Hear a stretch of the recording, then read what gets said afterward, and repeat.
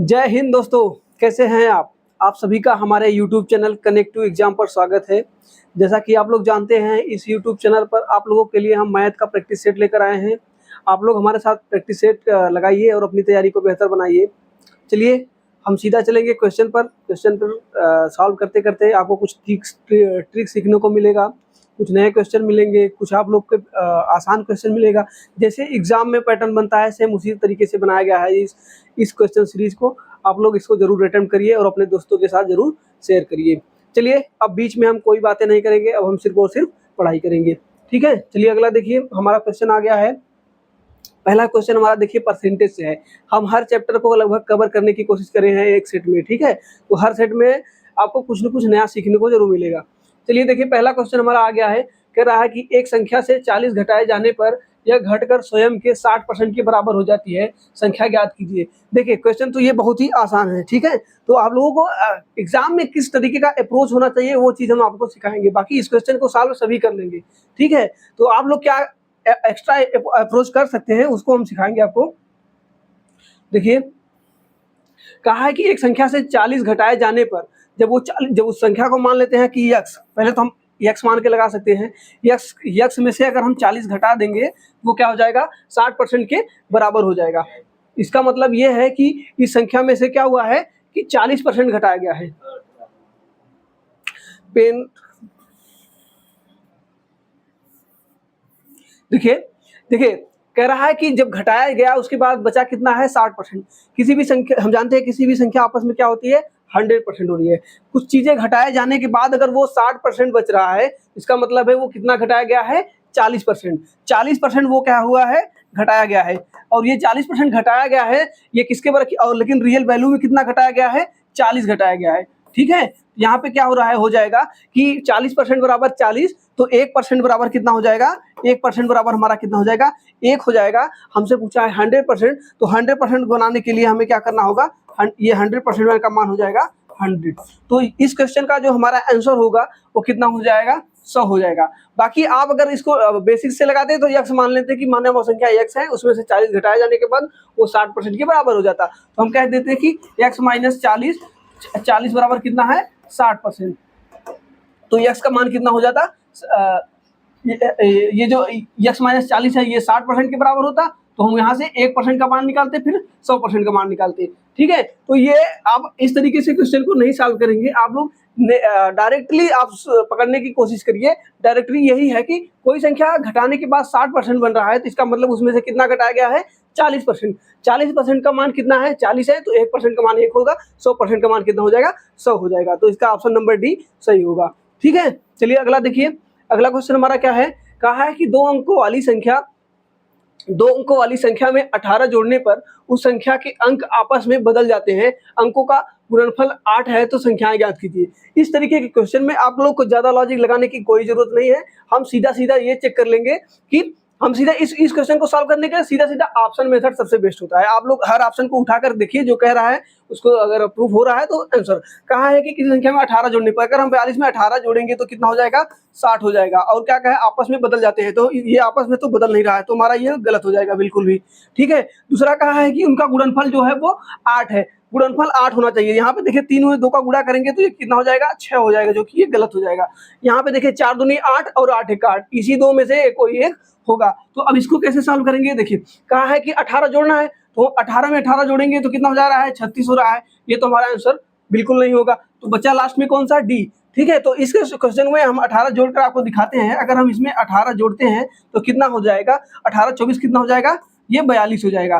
ठीक है, तो देखिए यहाँ पे 2 और 4 आपस में, ये 4 और 2 दोनों अपना इकाई दहाई का अंक बदल लिए हैं। यही क्वेश्चन का कहने का अर्थ था। ठीक है, तो ये इस क्वेश्चन को सॉल्व करने के लिए सबसे बेहतरीन तरीका होता है ऑप्शन मेथड। आपको और कोई लॉजिक लगाने की कोई जरूरत नहीं है। जहां पे आपका समय बच सकता है वहां अपना एक्स्ट्रा दिमाग लगाने की कोई जरूरत नहीं है। ठीक है, चलिए अगला क्वेश्चन देखिए। अगला हमारा कहा है कि नीचे दी गई संख्याओं में से किसका वर्गमूल एक परिमेय संख्या है। ठीक है, किसका वर्गमूल एक परिमेय संख्या है, मतलब परिमेय संख्या किसे कहते हैं, आप लोग जानते हैं। परिमेय संख्या या करड़ी में नहीं हो सकती है, करड़ी के बाहर निकलना चाहिए। और क्या हो सकता है, परिमेय संख्या हमेशा p बटे q के रूप में होता है, p बटे q के रूप में होता है, लेकिन q नॉट इक्वल 0 होता है, q नॉट इक्वल जीरो होता है। बस ये 2-3 कंडीशन है। बाकी आप लोग को हम जब नंबर सिस्टम पढ़ाए हैं, आप पढ़ाएंगे तो उसमें आपको बेहतरीन तरीके से पूरा का पूरा लेकर चलेंगे। चलिए देखिए, क्वेश्चन कहा है कि नीचे दी गई संख्याओं में से किसका वर्गमूल एक परिमेय संख्या है। ठीक है, तो हमें क्या करना है कि पहले तो हम क्या करेंगे, इनका वर्गमूल निकालेंगे। जिसका वर्गमूल पूरी तरीके से निकल जाएगा वो हमारा परिमेय होगा, और जिसका नहीं निकल पाएगा वो अपरिमेय होगा। तो हम जानते हैं इसमें, हमें देख रहे हैं इसमें कौन सी ऐसी संख्या है जो वर्ग है, जो वर्ग होगा उसी का वर्गमूल निकलेगा पूरा पूरा।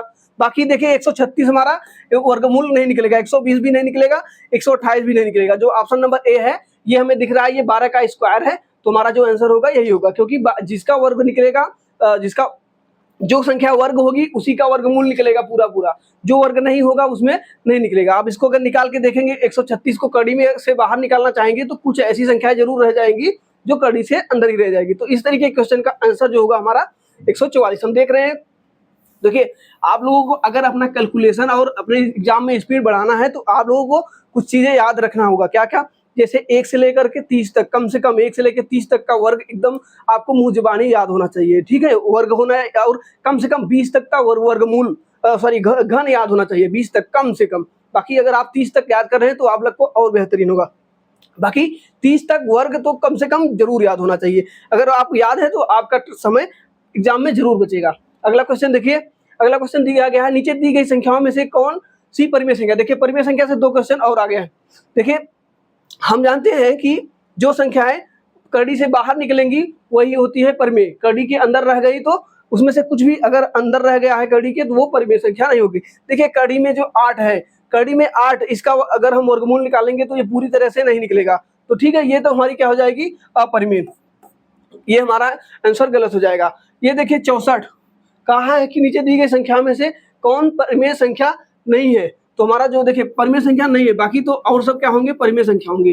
तो देखिए ये 64 का हमें क्या निकालना होगा, यहाँ पे देखिए 3 लगा है। अगर जो यहाँ पे ये जो दिया गया होता है इसका मतलब है कि ये इसका क्या निकालना पड़ेगा, घनमूल निकालना पड़ेगा। अगर कुछ नहीं दिया होता है तो इसका मतलब यहाँ पे क्या होता है, 2 होता है। इसका क्या निकालना पड़ेगा, वर्गमूल निकालना पड़ेगा। जब हम जानते हैं 64 का वर्गमूल निकालेंगे तो 8 होगा, 8 का फिर घनमूल निकालेंगे तो कितना हो जाएगा, 2 हो जाएगा। 64 का घनमूल निकालेंगे तो ये 4 का घन होता है, 4 का क्यूब करेंगे तो होता है। तो यहाँ पे देखिए 8 का हमें क्या निकालना पड़ेगा, 8 को अगर हम बाहर निकालना चाहें तो हम नहीं निकाल पाएंगे। इसका हो जाएगा 2√2 हो जाएगा, 2√2। तो देखिए यहाँ पे कड़ी दिख गया, जहां कड़ी दिख गया वो संख्या अपरिमेय कहलाएंगी। ठीक है, तो यहाँ से देखिए ऑप्शन नंबर जो डी होगा ये सही होगा हमारा।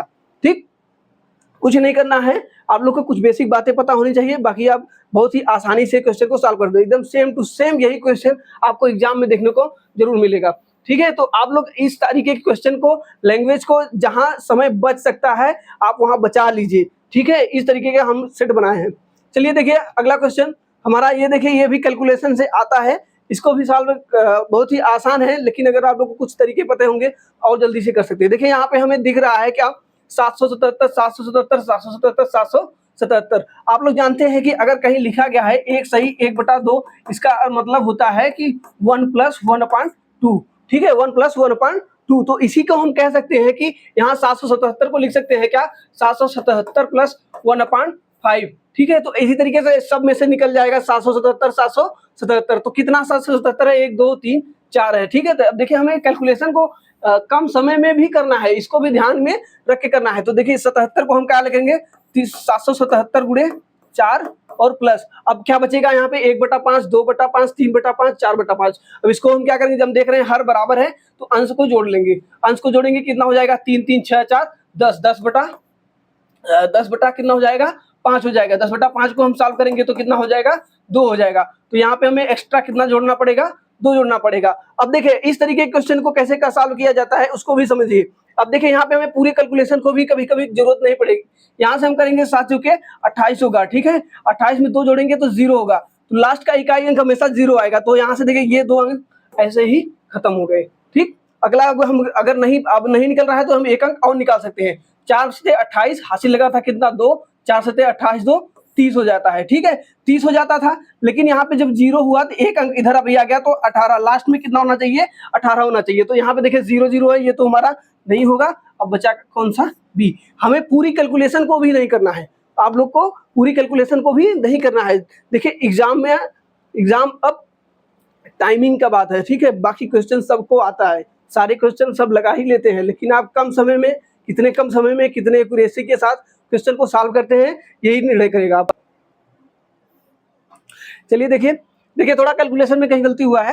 देखिए 4 सते कितना होता है 28, और 4 सते 28 2 30, 2 अंक हम यहाँ पे निकाल लिए, ठीक है। यहाँ पे 2 अंक हमारा 0 8 आया है। अब इसमें अगर हम 2 जोड़ेंगे तो कितना हो जाएगा 8 2 10, तो यहाँ पे हमारा कितना होना चाहिए 10 देखिए किस में है 10 हमारा option number D. Option number D में देखिए दिख रहा है 10, बाकी और किसी में नहीं दिख रहा है, तो हमारा जो आंसर होगा डी हो जाएगा, ठीक है। पूरी कैलकुलेशन करने की कोई आवश्यकता नहीं होती है। आप लोग को एग्जाम में साम दाम दंड भेद सब कुछ आना चाहिए, तभी आप एग्जाम क्वालिफाई कर पाएंगे, ठीक है। देखिए अब हमारा क्वेश्चन आ गया है, इसके लिए थोड़ा हमें जगह चाहिए, तो हम सही कर लेते हैं उसको।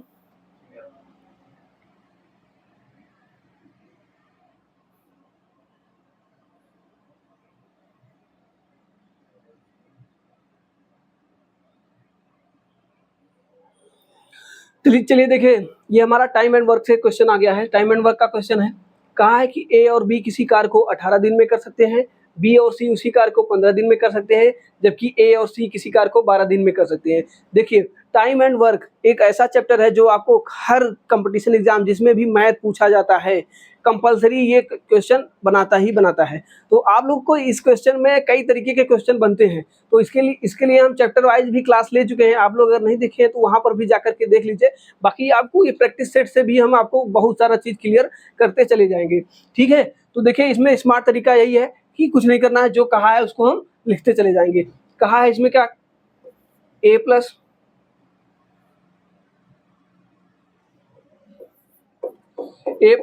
बी, मतलब ए और बी मिलके कितने दिन में 18 दिन में कर सकते हैं, ठीक है। बी और बी प्लस सी कितने कर सकते हैं 15 में, ठीक है। और ए प्लस सी कितने दिन में कर सकते हैं 12 दिन में, ठीक है। अब हमें इन दोनों इनका ये पता चल गया है। अब हम क्या करेंगे, टोटल वर्क मानेंगे। टोटल वर्क क्या मानते हैं, इनका एलसीएम 18 15 और 12 का एलसीएम निकालने का सबसे आसान तरीका यही होता है कि सबसे बड़े वाले का हमें क्या चेक करना होता है, मल्टीपल।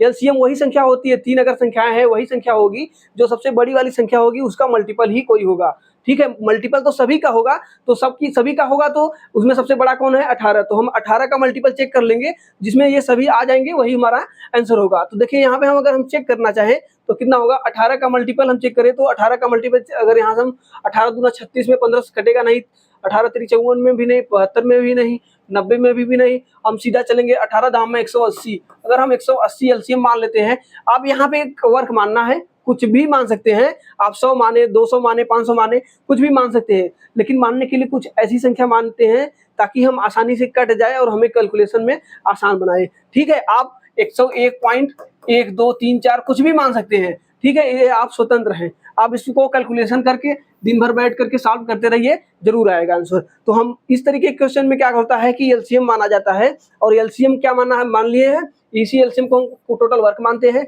अगर ये टोटल वर्क 180 है, 18 दिन में कर रहा है, तो इसकी जो क्षमता होगी वो कितनी हो जाएगी, 10 हो जाएगी। यहाँ से हमें ए प्लस बी की संयुक्त क्षमता पता चल गई है। यहाँ से हम देखें बी प्लस सी जो है वो 15 दिन में काम कर रहा है। अगर टोटल 180 काम को बी प्लस सी को ही सिर्फ कराना हो तो इसका जो क्षमता हो जाएगा निकालना पड़ेगा, तो 15 में 12 का गुणा करेंगे तो 180 होता है, और 12 में 180 का करेंगे तो ये 15 हो जाएगा, ठीक है। तो हमारा जो है इनका जो क्षमता आ गया है 10 12 और 15, ये संयुक्त क्षमता है। अगर हम यहाँ से ए प्लस बी प्लस सी को अगर हम इन तीनों को जोड़ेंगे तो यहाँ पे हमारा 2a प्लस बी प्लस सी बनता है। 2a मतलब 2 से a है, 2 b है, 2 c है, और यहाँ से जो हमारा क्षमता होगा 15 12 27 10 37 हो जाएगा, ठीक है। ये टोटल संयुक्त क्षमता 37 हो जाएगी। अगर हमें a प्लस बी की निकालना पड़ेगा तो इस हमारे 2 का यहाँ पे क्या हो जाएगा, भाग हो जाएगा, ठीक। इनका जो संयुक्त क्षमता हमसे पूछा है कि एक साथ मिलकर उन्हें पूरा करने में कितना समय लगता है, तो एक साथ मिलकर उनका जो है क्षमता कितना है 37/2 है। टोटल वर्क कितना है 180 है। टोटल वर्क अगर 180 है, इसको हम 37/2 से भाग देंगे तो नीचे वाला जो 2 होता है यहाँ पे जाके क्या हो जाएगा, गुणा हो जाएगा, ठीक है। तो नीचे हमारा क्या बनेगा 37 बनेगा, ठीक है। अब हम इसको क्या करेंगे, 180 गुना कितना होता है 360 होता है, 360 बटे कितना हो जाएगा 37। हम देख रहे हैं ये 37 है और ये 36 है, तो ये अगर 37 होता तो ये कितनी बार में जाता, 10 बार में, ठीक है, तो ये लगभग 9 बार में हमें दिख रहा है कि जाएगा। तो 9 बार में ये देखिए, ये 10 से ज्यादा है और ये 10 से ज्यादा है, ये तो हमारा हो ही नहीं सकता है, या तो 8 होगा या तो 9 होगा। तो हम देख रहे हैं कि इससे ज्यादा कम नहीं है, सिर्फ 10 ही कम है, ये 9 बार कंफर्म जाएगा। तो ऑप्शन नंबर सी है। यहाँ से कैलकुलेशन करने में भी समय आपका बचना है, ठीक है। तो आप लोग ये ऑप्शन को भी एक नजर देखते रहिए, ऑप्शन देखते रहेंगे तो क्वेश्चन आसानी से सॉल्व हो जाएगा, कैलकुलेशन में आपका समय नहीं जाएगा। अगला देखिए, अगला क्वेश्चन हमारा क्या है कि 20 व्यक्ति किसी कार्य को 12.5 दिन में पूरा कर सकते हैं। 8 दिन बाद 8 व्यक्ति ने कार्य छोड़ दिया, शेष कार्य को करने में कितना दिन लगेगा। ठीक है, तो इस तरीके के क्वेश्चन को भी हम कई बहुत बेहतरीन तरीके से आप लोग को चैप्टर वाइज श्रृंखला में समझाए हैं। आप लोग हमारा प्रीवियस वीडियो प्लेलिस्ट में जाकर के देखिएगा, टाइम एंड वर्क का पूरा वीडियो बना है, पूरा प्लेलिस्ट बना है, आप लोग अच्छे से देखिए और समझिए। ठीक है, बाकी आप लोग को हम इसको समझाते हैं बढ़िया से।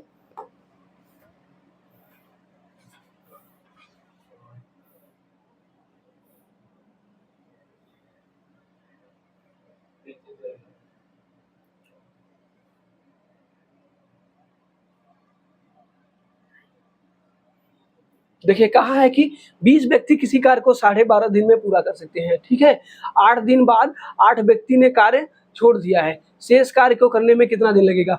देखिए, 12.5 दिन तक कौन 20 व्यक्ति होते तो 12.5 दिन लगता। ठीक है, 12.5 दिन, 8 व्यक्तियों ने 8 दिन के बाद 8 व्यक्तियों ने छोड़ दिया है, मतलब 8 दिन के बाद 8 दिन तक तो पूरा काम किए हैं। ठीक है, बचा हुआ काम कितने दिन का था, 4.5 दिन का।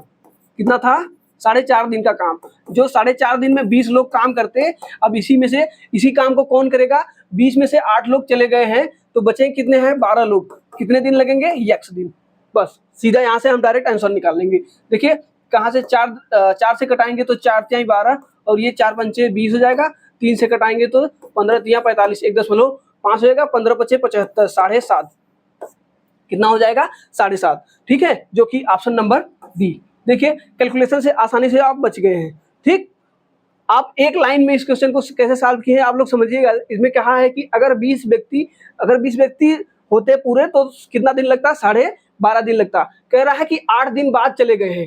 ठीक है, 8 दिन तक तो काम कर लिए हैं, बचा हुआ काम क्या है, बचा हुआ काम जो 4.5 दिन में 12 में से 8 दिन निकालेंगे तो कितना बचेगा, 4.5 दिन में जो 20 लोग काम करते, इसी काम को अब कौन करेगा।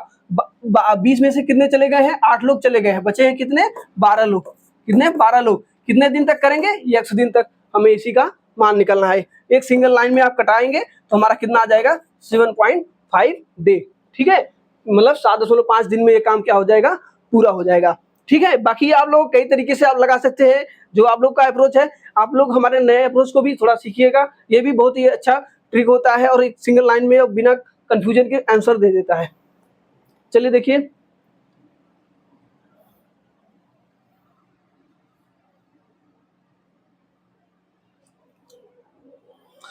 देखिए अगला क्वेश्चन भी हमारा फिर से टाइम एंड वर्क का ही आ गया है। इस क्वेश्चन को सॉल्व करने के लिए आप लोग को कुछ ट्रिकें और पता होनी चाहिए, बाकी आपको बेसिक भी पता होना चाहिए। हर चीज, हर तरीका आपको पता होना चाहिए। ठीक है, चलिए देखिए, कहा है कि 3 पुरुष और 2 महिलाएं एक कार्य को 8 दिन में पूरा कर सकती हैं, जबकि 2 पुरुष और 3 महिलाएं उसी काम को 10 दिन में पूरा कर सकते हैं। तो 2 पुरुष और 1 महिलाएं, यहाँ देखिए महिला और पुरुष का हमें क्या पता होना चाहिए। इस क्वेश्चन को सॉल्व करने के लिए महिला और पुरुष का हमें क्या पता होना चाहिए, क्षमता पता होना चाहिए। क्योंकि हमें देख रहे हैं कि महिलाओं की संख्या पता है और उनका टाइम पता है। अगर सिर्फ क्षमता पता चल जाए तो हमसे कुछ भी पूछेगा, हम निकाल सकते हैं। तो हमें पहले क्या करना है, महिला और पुरुष का क्षमता निकालना है। उसको निकालने के लिए आप लोग एक फार्मूला M1D1H1 वाला फार्मूला जानते होंगे, उसी को यूज करेंगे।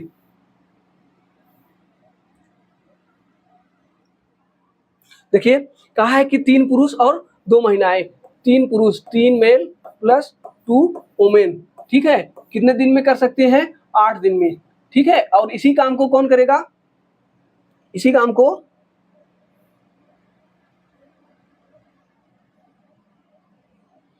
इसी काम को 2 पुरुष और 2 मेल प्लस 3 महिलाएं। ठीक है, 3 महिलाएं कितने दिन में कर सकती हैं, 10 दिन में। ठीक है, अब हमें यहाँ से मेल और फीमेल का, मतलब महिला और पुरुष का हम क्या निकालेंगे, क्षमता का अनुपात। ये देखिए 4 और ये कितना हो जाएगा, 5। ठीक है, अब देखिए 4 में करेंगे तो 4 तिहाई कितना हो जाएगा, 12m प्लस 4 दूनी 8w बराबर यहाँ पे 5 दूनी 10m प्लस 5 तिहाई 15 W। कैलकुलेशन में आपका स्पीड रुकना नहीं चाहिए, ठीक है, ये भी आप लोग ध्यान दीजिएगा। 12m है और यहाँ पे 10 है, माइनस करेंगे तो कितना हो जाएगा 2m, और यहाँ पे 8 है और ये 15 है, तो कितना हो जाएगा 7W, ठीक है।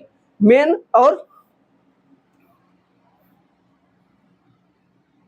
देखिए मेन और फीमेल, अब देखिए इसके सामने का क्षमता ये होता है और इसके सामने का क्षमता ये होता है, तो हम कह सकते हैं कि मेन की जो क्षमता है वो कितना है 7 है, और वुमेन का जो क्षमता है वो कितना हो जाए 2 है। अब यहाँ से हमें वर्क निकालना पड़ेगा, क्योंकि हम या तो इस साइड या तो इस साइड, किसी भी साइड रखेंगे वर्क हमारा समान आएगा। तो वर्क निकालने के लिए क्या हो जाएगा, मैन का क्षमता कितना है 7 और 3, 3 7 3 21 प्लस कितना है 2 और 2 गुणी 2, 2 दूनी 4, ठीक है, और इसको कितने से गुणा करेंगे 8 से। अब इसी काम को हमें क्या किससे करवाना है, देखिए कहा है 2 पुरुष और 1 महिला। 2 पुरुष, एक पुरुष का क्षमता 7 है, 2 पुरुष का कितना हो जाएगा 14 हो जाएगा, प्लस एक महिला का क्षमता कितना है 2 है, ठीक है। 14 और 2 कितना हो जाएगा 16, नीचे हमारा कितना बन रहा है 16, 8 से घटाएंगे तो 2 बार में चले जाएगा, 21 4 कितना हो जाएगा 25, 25/2, 25/2 को हम लिख सकते हैं क्या 12.5 या 12.5, ठीक है, 12.5, जो कि देखिए ऑप्शन नंबर ए सही होगा, ठीक है। देखिए कुछ भी नहीं करना था हमें, यहाँ पे महिला और पुरुष का हमें क्या निकालना था, क्षमता का अनुपात, ठीक है। हमें अगर महिला और पुरुष का, देखिए यहाँ पे हमें महिला और पुरुष की संख्या दी गई है और उनका टाइम दिया गया है, सिर्फ एक चीज की कमी है, क्या है क्षमता। अगर हमें क्षमता पता चल जाएगी तो हम इस पूरे क्वेश्चन में जो भी हमसे पूछा गया है हम आसानी से बता सकते हैं, ठीक। देखिए हमने यहाँ से महिला और पुरुष का क्षमता आसानी से निकाला और इसको एक तरह रख करके क्वेश्चन का आंसर लगा दिया है, ये 12.5 दिन में ये निकल जाएगा, ठीक है। अगला क्वेश्चन देखिए, अगला क्वेश्चन हमारा आ गया है 10% वार्षिक साधारण ब्याज की दर पर 5 वर्षों में 9,600 के ऋण को चुकाने हेतु आवश्यक वार्षिक किस्त ज्ञात कीजिए। देखिए ये साधारण वाला है, साधारण ब्याज में जो किस्त होते हैं इसको लगाना बहुत ही थोड़ा सा डिफिकल्ट होता है, इसको समझना है आप लोग को। हम इसको ट्रिक के द्वारा ही समझाएंगे तो अच्छे से समझ जाएंगे, और बाकी इसका जो बेसिक है आपको चैप्टर वाले श्रृंखला में हम बहुत ही बेहतरीन तरीके से समझाएंगे, इसका जो पूरा फुल कॉन्सेप्ट है, ठीक है। बाकी उसको समझाने के लिए ज़्यादा समय लगेगा, यहाँ पे हम चल रहे हैं प्रैक्टिस सेट करने, ठीक है। हम इसको मान के चलते हैं कि आप लोग कहीं ना कहीं से इस क्वेश्चन को पढ़े होंगे, ठीक। अब उसी को सॉल्व करना है, कैसे करेंगे देखिए, इस तरीके के क्वेश्चन को सॉल्व करने के लिए कुछ नहीं करना होता है, हमें दिया गया है कितना, देखिए कहा है कि साधारण ब्याज की दर पर 5 वर्षों में 9600 के ऋण को चुकाने हेतु आवश्यक वार्षिक किस्त ज्ञात कीजिए। इसका मतलब है कि यहाँ पे एक चीज और कहना चाहिए, क्या समान किस्त होना चाहिए, वो किस्त कैसा होगा, समान होगा, ठीक है, वो हर साल किस्त वो समान ही भरेगा। तो इस क्वेश्चन को कैसे समझेंगे, देखिए हम मान लेते हैं कि वो किस्त कितने का है 100 का है, ठीक है, वो किस्त 100 का है, तो इस तरीके के क्वेश्चन में हम निकालते हैं पहले तो हमारा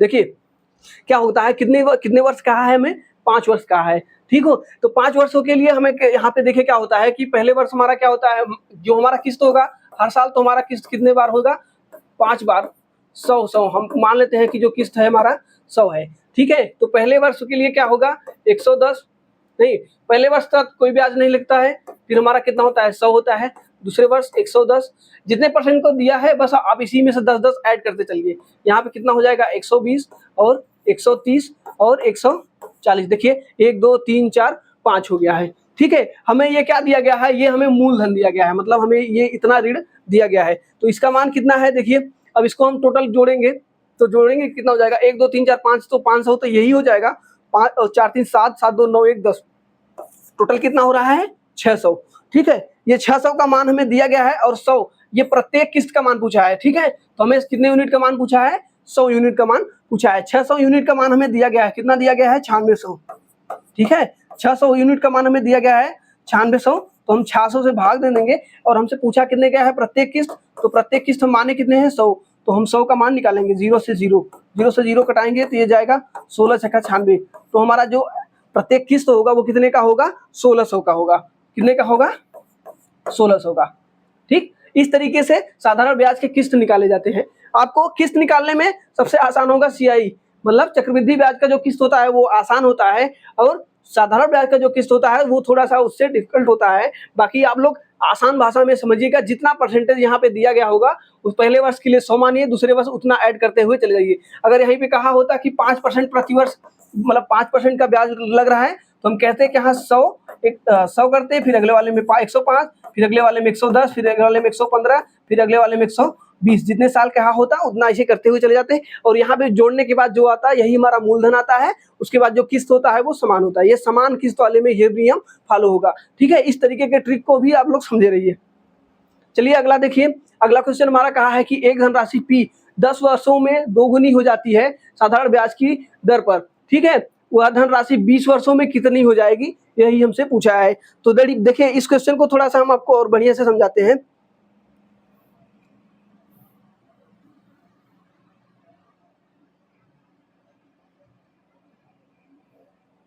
देखिए इस क्वेश्चन को समझिए, इस क्वेश्चन का कहने का तात्पर्य क्या है। ठीक है, कह रहा है कि 10 वर्षों में कितनी हो जा रही है, दोगुनी। दोगुनी होने का मतलब होता है, देखिए कोई भी संख्या अपने में क्या होता है, 100% होता है, हमेशा क्या होता है, 100% होता है। दोगुनी होने का मतलब है वो कितना हो जाएगा, 200%। तीन गुनी कहता तो 300%। ठीक है, तो ये देखिए 100 से कितना हो गया है, 200, कितना बढ़ा है, 100 बढ़ा है। 100 बढ़ने में इसे कितना टाइम लगा है, 10 वर्ष लगा है। 100 बढ़ने में इसे कितना टाइम लगा है, 10 वर्ष लगा है।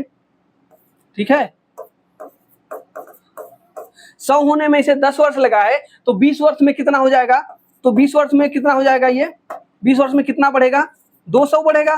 ठीक है, 20 वर्ष में कितना बढ़ेगा, 200 बढ़ेगा। तो 200 तो बढ़ेगा, 100 से 100 तो हमारा प्रिंसिपल था, 200 अगर बढ़ जाएगा तो कितना हो जाएगा, 300।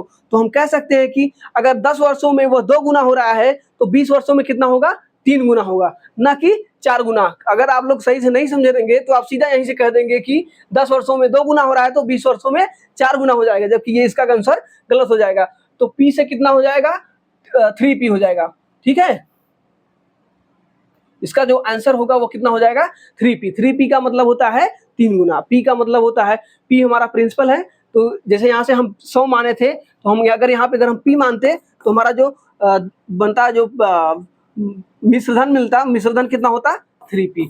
ठीक है, तो हमारा जो आंसर होगा ये कितना हो जाएगा, 3P। ठीक है, चलिए देखिए अगला क्वेश्चन हमारा आ गया है।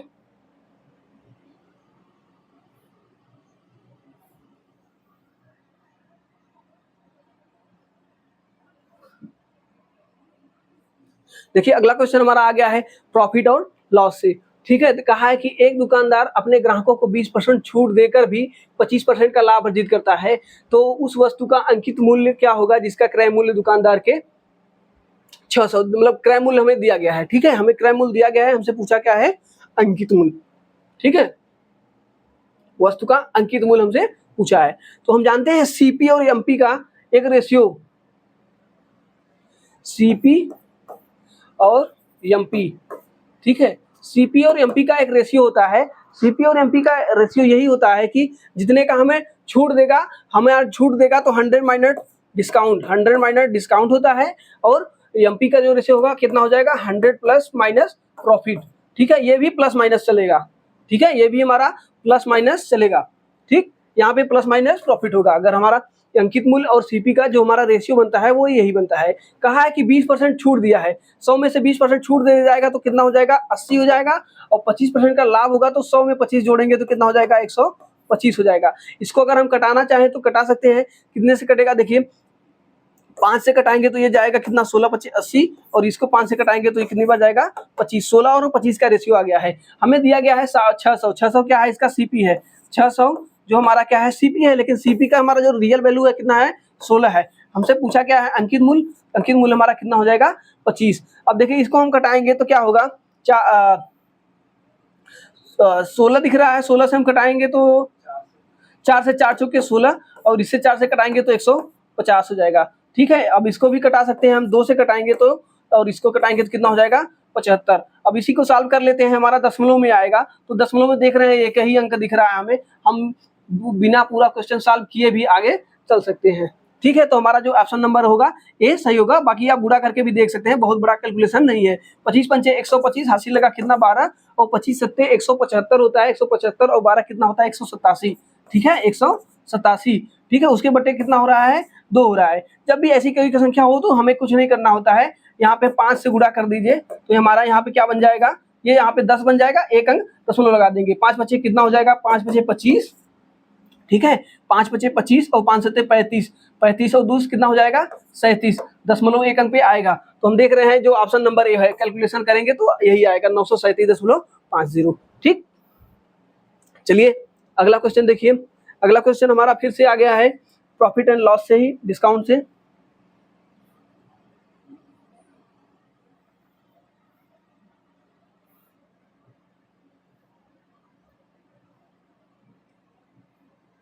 देखिए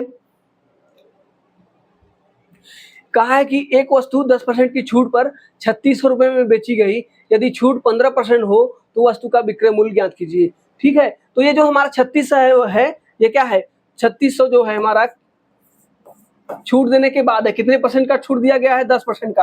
अगर 10% का छूट दिया गया है तो वो बिका कितने का है, 90% का। हमें 90% का मान दिया गया है और हमसे कहा है कि अगर ये 15% छूट होता तो उसका विक्रय मूल्य क्या होता। ठीक है, तो हमारा जो 15% छूट होता तो कितना होता, 85 होता। हमें 90 का मान दिया है, 85 का पूछा है, बस यही है। 0 से 0 कटाएंगे, 9 चौके 36, 40 मतलब 40 गुणे 85, 40 गुणे 85। इसको सॉल्व करेंगे तो हमारा 0 हो जाएगा, 4 पंचे 20 और 4 अठे 32, 2 32 2 34, 3400 आ जाएगा। देखिए 3400 हमारा है, 3400 हमारा ऑप्शन नंबर डी है। कुछ भी नहीं करना है, आप लोग को अपनी कैलकुलेशन में स्पीड को बढ़ाए रखना है। ठीक है, जो हमारा अप्रोच है अपना भी सीखिए, हमारा भी सीखिए, कंपेयर करिए कौन सा बेस्ट है, आप लोग लगाइए। बस हम चाहते हैं आप लोग मिल करके क्वेश्चन की प्रैक्टिस लगातार करते रहिए और अपनी तैयारी को बेहतर बनाते चलिए।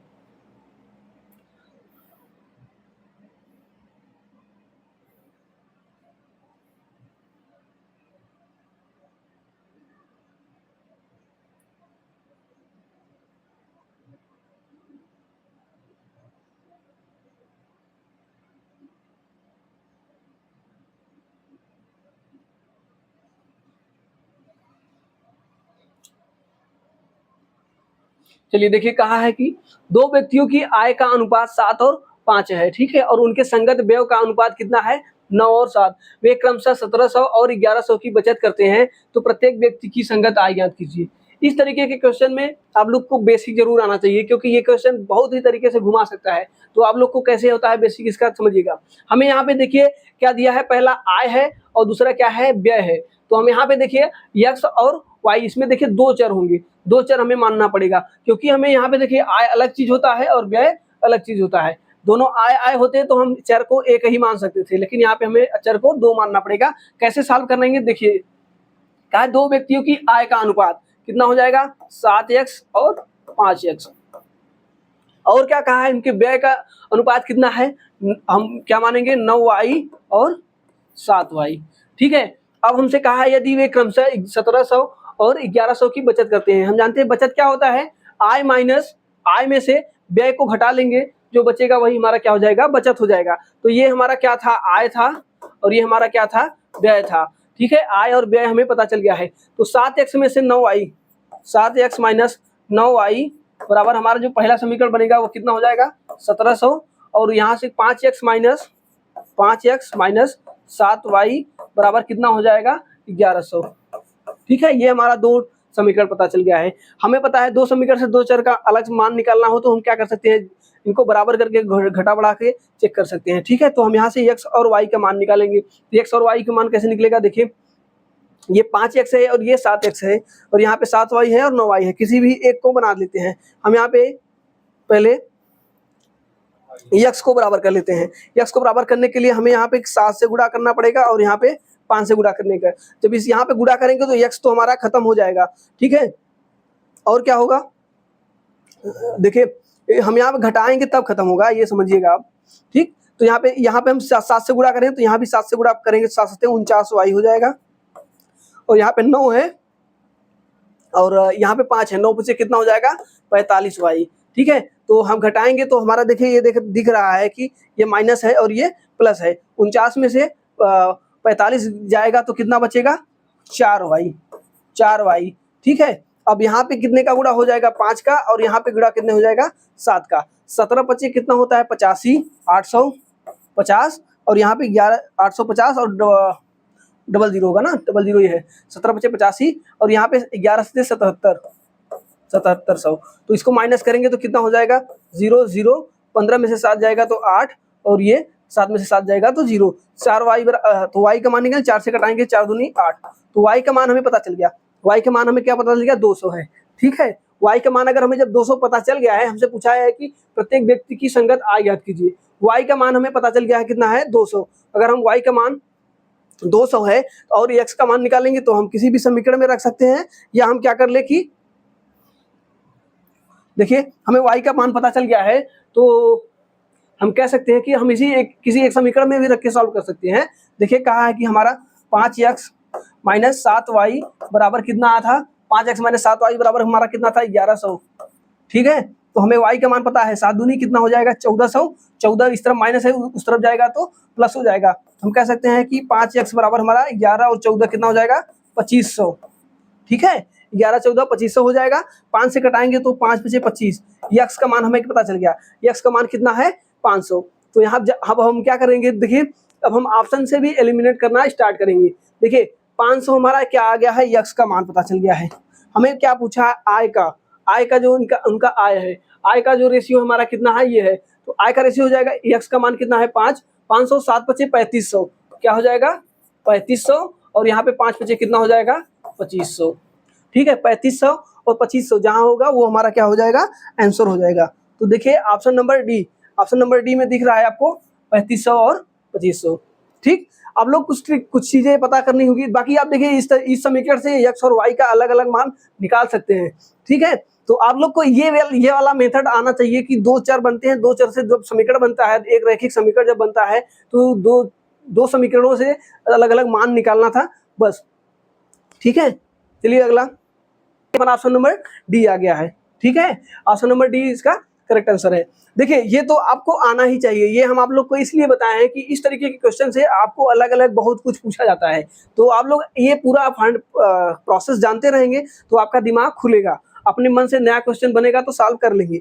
बाकी देखिए इस तरीके के क्वेश्चन रेलवे में सॉल्व करने के लिए बहुत ही आसान आते हैं। तो यहाँ पे देखिए हमें आय का अनुपात हमसे पूछा गया था और हमें आय का अनुपात कितना दिया गया है 7 और 5 दिया गया है। अगर हमें अनुपात पता है तो इनका जो आय का मान होगा वो भी 7 5 के अनुपात में होगा। तो यहाँ पे देखिए चेक करिए किसका अनुपात 7 और 5 बनेगा, ये तो हमारा 5 5 बन रहा है, यहाँ पर अनुपात 1 1 बन रहा है, ये हमारा नहीं होगा। ये देखिए 5 55 है और ये कितना है 45 है, तो हम देख रहे हैं ये 11 और 9 का अनुपात बन रहा है, तो ये भी हमारा नहीं होगा। अब देखिए इसको देखेंगे तो कितना बन रहा है, ये हमारा 9 का और 7 का बनेगा, क्योंकि 5 से कटाएंगे 5 9 45 और 5 7 35, 9 और 7 का बन रहा है। सिर्फ एक रेशियो ही ऐसा है जो हमारा 7 और 5 का बन रहा है। तो हम बिना क्वेश्चन को सॉल्व किए ऑप्शन को एलिमिनेट करके भी आंसर को ला सकते हैं। ठीक है, बाकी आपको ये प्रोसेस हम इसलिए बताए हैं क्योंकि इस तरीके के क्वेश्चन में रेलवे घुमा फिरा के बहुत ही प्रकार के क्वेश्चन पूछता है। अगर आप ये प्रोसेस जानते रहेंगे तो कुछ भी पूछेगा आसानी से लगा लेंगे। चलिए अगला क्वेश्चन हम देखते हैं।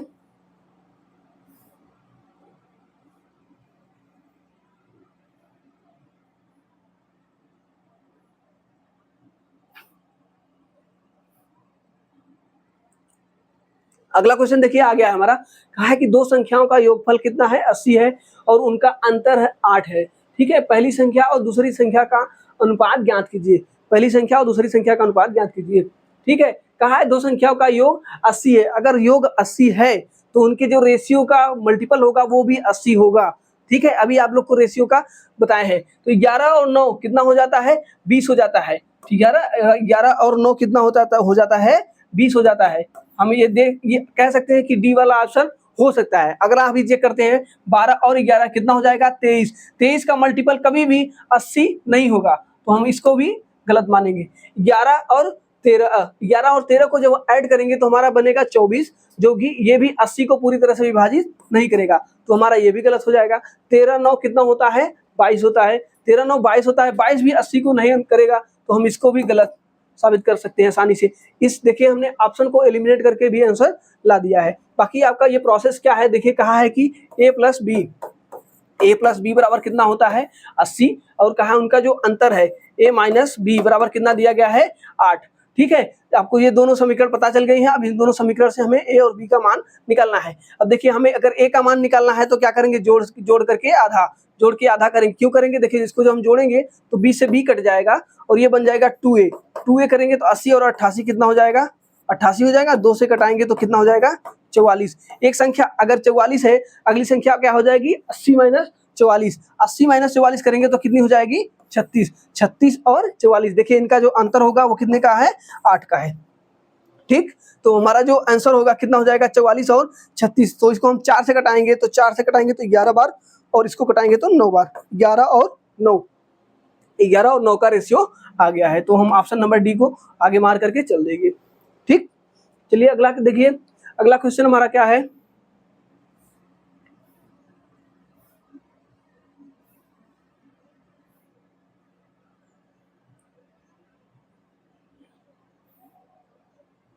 अगला क्वेश्चन भी हमारा रेशियो से है। देखिए कहा है कि ये 3 संख्याएं 2, 5, 7 के अनुपात में हैं और उनका योगफल 280 है। 80 का आधा है, ध्यान दीजिएगा लैंग्वेज में कहा है 280 का आधा है। तीनों में से सबसे छोटी संख्या का वर्ग कितना होगा। ठीक है, तो 280 का आधा कितना हो जाएगा, 140 हो जाएगा। ठीक है, तीनों संख्याओं का योग कितना होगा, 140। तो यहाँ पे 5 2 7 7 7 14, 14 का मान हमें दिया गया है। 14 का मान 140, तो सबसे छोटी कितनी है, 2 है। कटाएंगे तो कितनी हो जाएगी, 20 हो जाएगी। और 20 का स्क्वायर करेंगे तो कितना हो जाएगा, 400।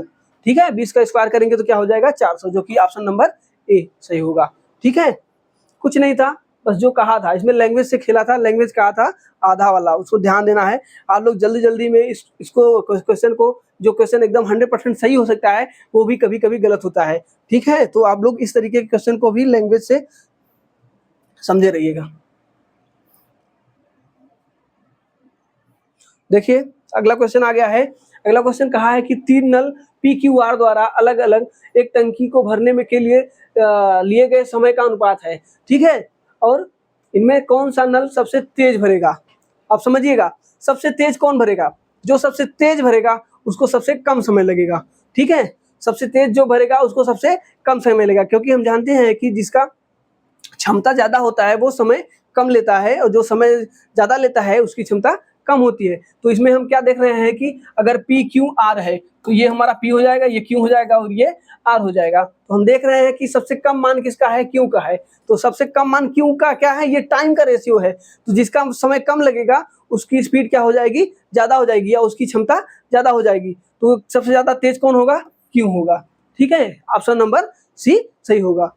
आप लोग कभी कभी एग्जाम में कंफ्यूज हो जाएंगे कि ये हमारा क्षमता का दिया है और कि आर को मान लेंगे। तो आप लोग इस बात को बढ़िया से समझे रहिए कि मतलब लैंग्वेज से कुछ भी खेले हम बड़े बचेंगे नहीं। अगला क्वेश्चन, चलिए कुछ प्रॉब्लम है लगता है, आज इतने ही क्वेश्चन का हो पाएगा। बाकी आप लोग बताइएगा ये क्लास कैसा लगा है। अगर अच्छा लगा तो अपने दोस्तों के साथ शेयर जरूर करिएगा, और हमारे YouTube channel connect to exam को लाइक शेयर सब्सक्राइब जरूर करिए, और अपने दोस्तों को बताते रहिए। चलिए मिलते हैं ऐसे ही मज़ेदार टेस्ट के साथ। धन्यवाद।